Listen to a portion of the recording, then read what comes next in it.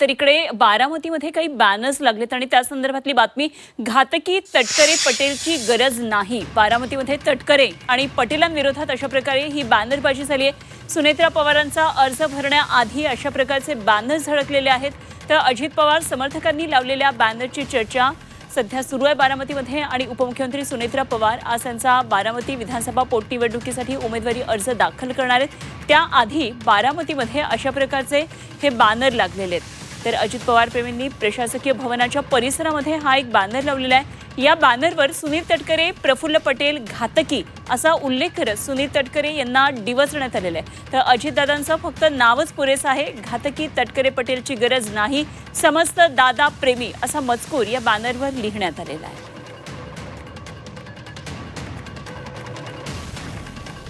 अजितदादाचे समर्थक अशा पद्धतीचा फ्लेक्स लावू शकत नाहीत।